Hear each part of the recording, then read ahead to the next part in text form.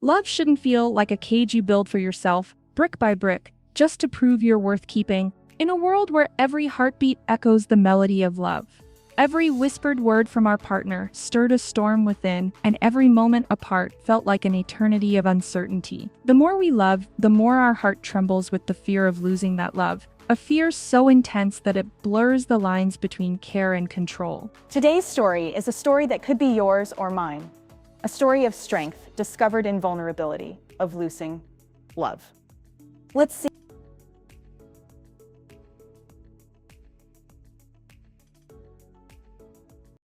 A girl at 19, found herself drowning in a sea of emotions.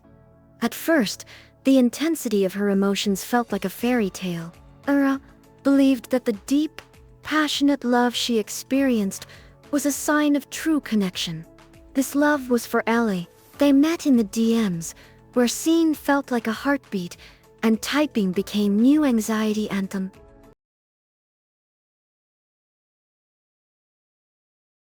But soon she realized that love was a fire that burned away her edges until she fit neatly into someone else's life.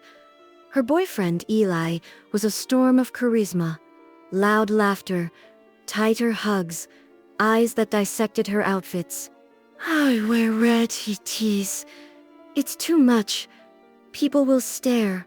Slowly, she folded herself smaller, deleted her moody poetry Instagram, laughed quieter, dresses only what he called pretty.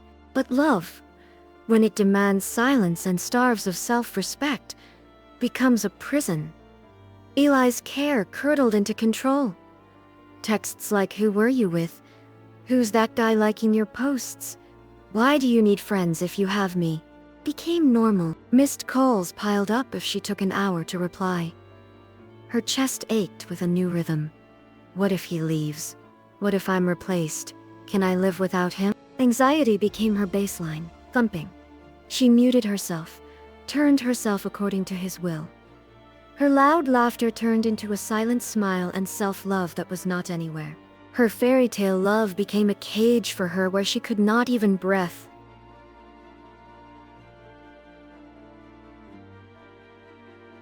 One day at Eli's apartment, Ireda found an old sketchbook and absent-mindedly drew a self-portrait, wild hair, unapologetic smile. Eli glanced over and snorted, "You look insane here.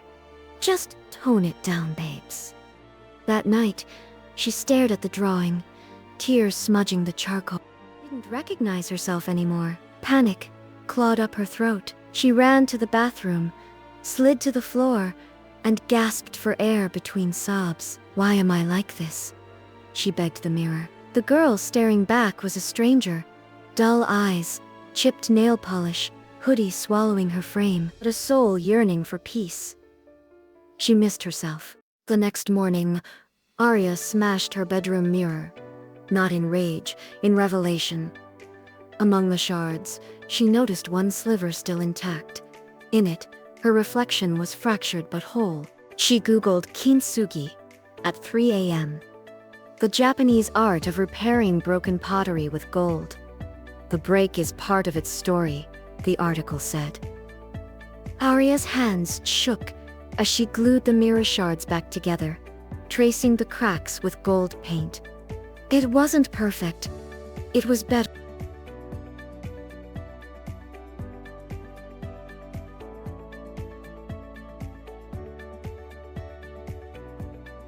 Self-love began in whispers. She wore red lipstick to the grocery store. No one stared. Reopened her poetry account. Posted a raw verse. "I am not a storage unit for your insecurities. I'm a wildfire, not a flicker you can blow out." Told Eli, "I won't shrink anymore," her voice trembling but clear. He laughed. The world didn't end. It opened. Ara's healing wasn't linear. Some days, she still checked her phone for texts that wouldn't come. She started therapy. Learned that anxiety isn't a flaw. It's your body begging you to come home to yourself. She journaled, "Love yourself. Louder than others made you to hate yourself. Rewrite your heart, reclaim your self-space. And love should expand you, not erase you. If it demands you cut off pieces of yourself to fit, it's not love, it's fear wearing a mask. The most dangerous lie love ever told me was that I needed to be half empty to belong in someone's arms. Remember that self-love is the foundation upon which all other love grows. Treat yourself with kindness and allow your inner light to shine through. Self-love isn't vanity. It's rebellion. It's saying, I choose my messy, magnificent self over anyone's comfort. Remember, struggles do not define you. They refine you. There will be days when the weight of anxiety feels unbearable, but remember that within you lies an unbreakable spirit. Every challenge is a chapter in your unique story, a story that has the power to inspire others. Embrace your unique story and believe in your inherent worth, for you are your greatest source of strength and inspiration. Life does not end on a person because it does not belong to him. It is yours. So just stand up in front of mirror and say, I am who I am, and I own myself. One afternoon, she repainted her self-portrait. This time, gold veins cracked through her chest, light spilling out. She titled it, The Kintsugi Heart. Air's art went viral. Teens DM'd her, how'd you stop caring what others think? She replied, I didn't. I just started caring more about what I think. The deepest love begins where you feel most broken. Embrace your cracks. The brave people are not those who never cry or never break.